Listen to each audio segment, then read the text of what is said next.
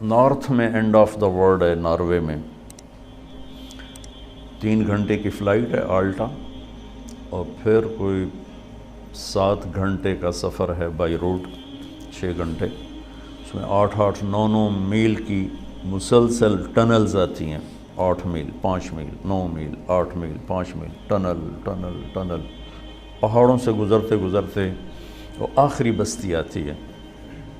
تبلیغ کے کام کی بھی خوبصورتی دیکھو، آلٹا پہنچے، یہ وہ بارڈر ہے آلٹا جہاں جون جولائی سورج ڈوبتا نہیں، بس گھومتا رہتا، اور دسمبر جنوری نکلتا نہیں، بس ڈوبا ہی رہتا۔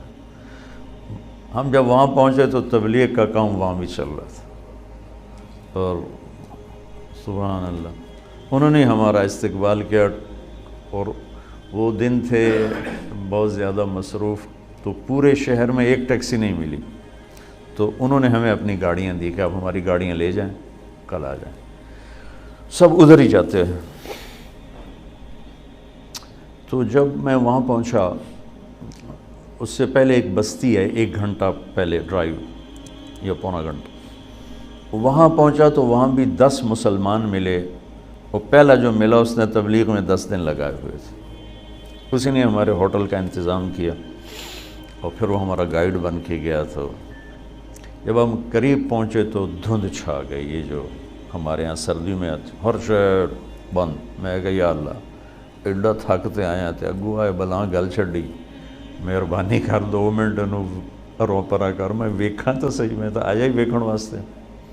خیر پتہ نہیں کوئی قبولیت کی گاڑی تھی، وہ ایک ریلا آیا بڑا خوفناک قسم، گزر گیا اور پھر چمک۔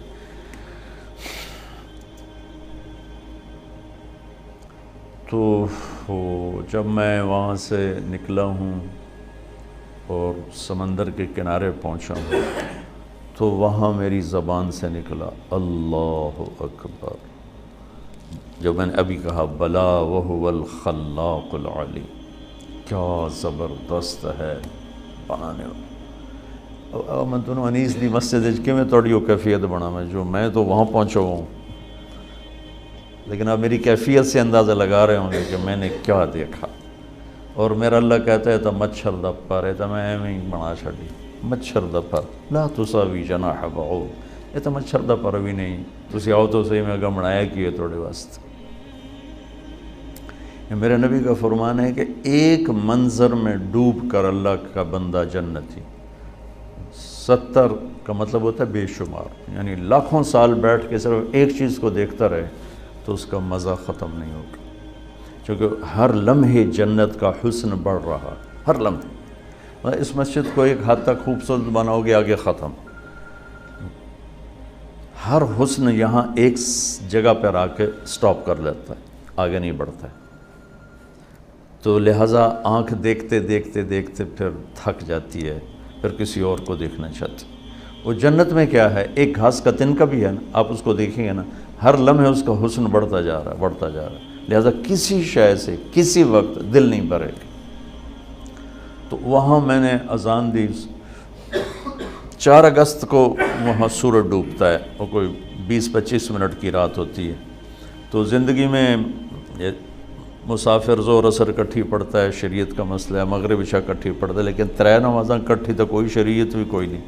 لیکن اس دن ہمارے ساتھ اللہ نے یہ معاملہ کیا کہ میں نے مغرب کی اذان دی، سرد ہوا تھی، ٹیمپریچر 1-2 ہوگا زیادہ سے زیادہ، اگست کا مہینہ تھا، لیکن وہ جو وہاں خاموش ہیبت ناک سمندر، اور وہ دنیا کا کنارہ نارتھ میں جا کے آخر، اور اس پر انہوں نے گلوب بھی بنایا ہوا تھا دنیا کے اشارے کے لیے کہ یہ آخری جگہ ہے، اوپر پھر نارتھ پول آ جاتا ہے۔ دیکھو گے تو تم کہو گے اللہ اکبر، اوہ جو میں نے کہا نا اللہ اکبر اللہ اکبر، میں نے اذان دی، اس دن میں نے پتہ لگا کہ اللہ اکبر ہوندہ کی ہے، ایسے تو سبھی کرے منہ دیتا تو شروع ہو گئی۔ جب میرے سامنے اللہ کی قدرت کھلی ہوئی تھی، اس کی ہیبت کھلی ہوئی تھی، اس کی شہنشاہی بادشاہی کا جلال تھا، اور میں اس کو دیکھ کے کہہ رہا تھا اللہ اکبر۔ زندگی گزر گئی اذانیں دیتے، وہ پہلی تھی آخری اذان ہے، ایسی اذان دل بھی کہہ رہا تھا اشہد ان لا الہ الا اللہ، زبان بھی کہہ رہی تھی اشہد ان لا الہ۔ پھر ہم دوڑ کے پیچھے بنائے ہوئے تھے انہیں چھوٹے چھوٹے ہوٹلز تھے چائے کافی کے لیے، اور ایک ہال تھا جس میں ٹورسٹ آ کے بیٹھ جاتے تھے۔ تب ہمارے پاس 20 منٹ تھے، اس میں ہم نے مغرب بھی پڑھنی تھی، عشاء بھی پڑھنی تھی، فجر بھی پڑھنی تھی، رات ہی 20 منٹ دی ایسے، تو اذان دی، بھاگے بھاگے آئے کمپا۔ اچھا، وہاں جا کے مجھے پتہ چلا کہ اللہ نے ہمیں چاند کا کیلنڈر کیوں دیا۔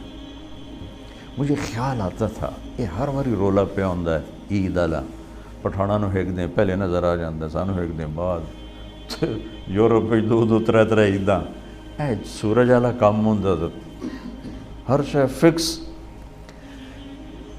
اچھا، میں آلٹا پہنچا ہوں، مجھے پتہ چلا کہ یہاں سسٹم بریک ہو جاتا ہے، تھوڑا آ گیا کچھ، یہ تو ہم باہر کرواتے کھلی جگہ۔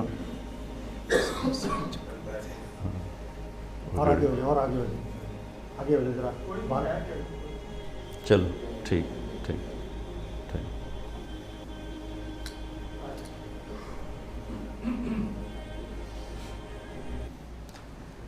خیال آتا تھا کہ ہمارا جو کیلنڈر ہے یہ ہر سال ہی عید مشکل مصیبت بنی ہوتی۔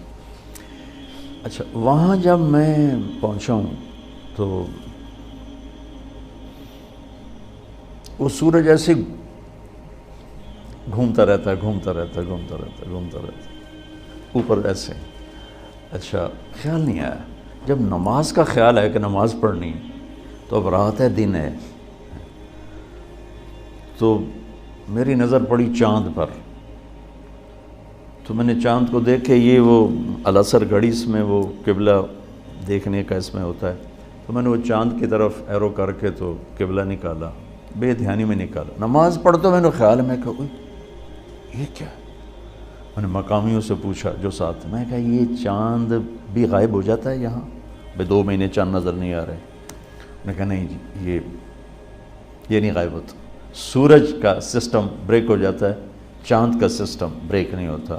میں کہا اللہم صلی علی محمد وعلی آل محمد۔ میں کہا مجھے آج سمجھ میں آیا کہ اللہ نے ہمیں چاند کا کیلنڈر کیوں دیا ہے، کہ اگر میرے نبی کا کوئی امت، وہاں ہیں آلٹا میں ہیں ہزاروں، 10,000 کی آبادی تھی، 3,000 مسلمان تھے وہاں، اور وہاں 1500 کی آبادی کا گاؤں تھا، اس میں 10 مسلمان تھے۔ تب انہوں نے نماز پڑھنی، دن کے رات سورج چلتا پہ، چاند سے پتہ چلے گا رات ہے یا دن ہے۔ تو چونکہ میرے نبی عالمی نبی ہیں، رحمت للعالمین ہیں، کافۃ للناس بشیر و نذیرہ ہیں، دنیا کے آخری کناروں تک کے نبی ہیں، تو اللہ نے میرے نبی کو وہ کیلنڈر دیا جو کہیں بھی فیل نہیں ہوتا ہے۔ چاند کا کیلنڈر، سورج کا کیلنڈر فیل ہوتا ہے وہاں، تو میں ویکھ کے آیا، اور چاند کا کیلنڈر وہاں بھی چلتا ہے۔ میں کہا یہ ہے رحمت للعالمین کی شان، کیا میرے اللہ نے اپنے نبی کو، حالانکہ چاند بھی اللہ کا، سورج بھی اللہ کا، هو الذي جعل الشمس ضياء والقمر نورا وقدره منازل لتعلموا عدد السنين والحساب وكل شيء فصلناه تفصيلا۔ جنوری فروری سورج سے ریلیٹ ہے، تو سورج اللہ دا، تو جنوری بھی اللہ دا، اور محرم سفر چاند سے جڑا ہوا ہے، تو چاند بھی اللہ کا، تو محرم بھی اللہ کا۔ تو وہ کافروں کا اور یہ مسلمانوں کا ایسی بات نہیں ہے کہ کوئی تعصب ہو، اللہ نے اپنی قدرت سے اپنے حبیب کے لیے چاند چنا، تاکہ دنیا کے کسی بھی کنارے پر امتی موجود ہو تو اس کو نماز کے لیے ٹائم معلوم ہو، اس کو روزہ رکھنے کے لیے ٹائم معلوم ہو۔ تو خیر، میں آپ سے عرض ہی کر رہا تھا کہ اللہ تعالیٰ نے اس مسافر خانے کو اتنا خوبصورت بنایا ہے کہ انتہا کو حد کر دی ہے۔ تو جس کی وہ تعریفیں کر رہا ہے روزانہ پورے قرآن میں، جنات عدن تجری من تحتها الانہار، جس کو اللہ کے نبی نے فرمایا کہ اللہ نے جنت الفردوس کو اپنے ہاتھوں سے بنایا۔ اب کتنا ہی بڑا گھر بنائے، کیا علاج ہے موت کا؟ کیا علاج؟ سب سے بڑا گھر دنیا میں بنایا تھا ایران کے بادشاہ خسرو پرویز، 11,000 پلرز پر وہ گھر کھڑا کیا گیا تھا. تسی تو بڑے بڑے گھر بنانے والے بیٹھے ہو. 11,000 پلرز پر وہ گھر کھڑا کیا گیا تھا اور 40 مربع میل میں تھا. 40 مربع میل. اور اس میں پوری دنیا سے یہ حسین ترین 3,000 باندیاں اس میں چھوڑی گئی تھیں اس کے حسن کے لیے, اس کی زیبائش کے لیے. اور جنگل میں 900 ہاتھی چھوڑے گئے تھے اس خسر پرویز کی ہیبت کو. اس لئے ہاتھی بڑی طاقت ہوندی ہے تو ہاتھی چھوڑے ہوئے تھے. اور اس کے نیچے 100 بڑے بڑے ہال تھے جو سونے چاندی سے بھرے ہوئے تھے. اور اس کو اس میں 10 سال رہنا نصیب نہیں. اور رومن امپائر اس وقت دب رہی تھی تو اللہ نے قرآن اتارا, الف لام میم غلبت الروم فی ادنی الارض وہم من بعد غلبہم سیغلبون. کافر ہمارے نبی کو اور مسلمانوں کو تانا دے رہے تھے, تم کتاب والے ہو اور عیسائی بھی کتاب والے ہیں, ہم بھی بغیر کتاب کے ہیں اور ایرانی بھی بغیر کتاب والے کتاب والوں کی پٹائی کر رہے ہیں, ہم بھی تمہاری کریں گے. تو اس پر اللہ نے یہ آیت اتاری ہے, کوئی حال نہیں, آج جو مار کھا رہے ہیں کل انہیں جیت جانا ہے. اس پہ شرطیں لگ گئیں. وہ شرط لگانا اس وقت کوئی ایسا منع نہیں تھا, تو ابوبکر صدیق اور ابی بن خلف کی شرط لگی, 100 اونٹ کی شرط لگی, 10 اونٹ کی شرط لگی. تو اللہ تعالیٰ نے روم کو پھر فتح دی اور انہوں نے اس سارے محل کو آگ لگا دی, وہ راکھ کا ڈھیر بنا دیا اس پورے محل کو. اور مسلمانوں میں سب سے بڑا گھر بنایا عبد الرحمن نے. عبد الرحمن الناصر اسپین کا بادشاہ تھا 300 ہجری میں. وہ 4,316 پلر پر تھا وہ گھر, 4,000. اب اس کے کھنڈرات نظر آتے ہیں لیکن یہ اتنا بڑا تھا, یہ اب وہاں اسیس نہیں ہوتا ہے اور کسی کو پتہ بھی نہیں. مجھے پتہ تھا تو میں نے وہاں سے وہ اس میں قرطبہ میں پوچھ کے وہ مجھے پھر وہاں لے گئے, تو میں اس کے اوپر کھڑا ہوا دیکھ رہا تھا. 25 برس میں وہ گھر تیار ہوا تھا. 1,000 مستری اور مزدور اس پر کام کرتے رہے تھے, اور 10,000 خچر سامان لانے کے لیے تاکہ رسد نہ ٹوٹے, پیچھے سے رسد نہ ٹوٹے. اور اس میں جگہ جگہ پارے کے تالاب تھے, پارے کے, سورج کی نقل و حرکت کو سامنے رکھ کر.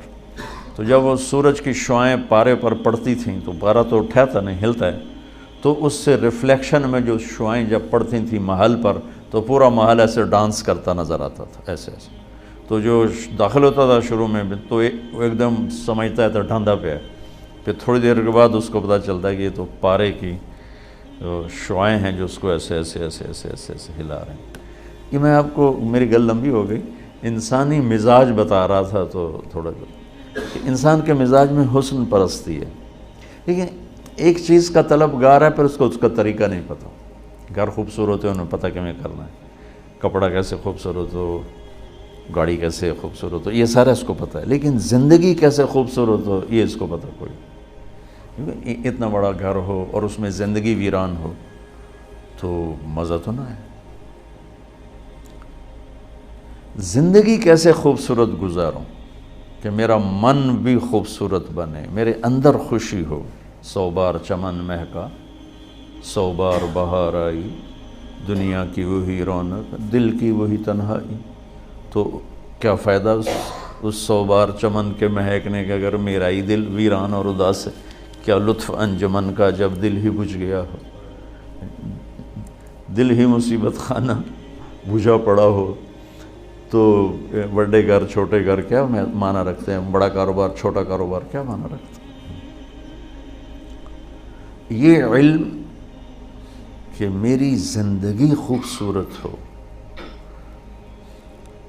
یہ صرف اللہ نے اپنے نبی کو دیا اور اعلان کیا کہ اگر زندگی کو خوبصورت دیکھنا چاہتے ہو تو بس پھر میرے نبی کے در پہ جھکنا پڑے گا اور کہیں سے نہیں ملے گی. یہ علم بھی یہاں سے ملے گا, یہ سرمایہ بھی یہاں سے ملے گا, اور یہ طریقہ بھی یہاں سے ملے گا, راستہ بھی یہاں سے ملے گا, باقی سارا اندھیرا ہے. میں نے آیت پڑھی، لقد کان لکم فی رسول اللہ اسوۃ حسنہ، کہ اگر تم اپنی زندگی کو حسین دیکھنا چاہتے ہو، خوبصورت بنانا چاہتے ہو، میرے نبی کا طریقہ اپنا، کہ اس کے اندر دل کی زندگی چھپی ہوئی ہے، کیونکہ دل جو زندہ رہتا ہے وہ ان کپڑوں سے نہیں، ان کھانوں سے نہیں، اس کی زندگی کا راستہ میرے نبی لے کر آئے۔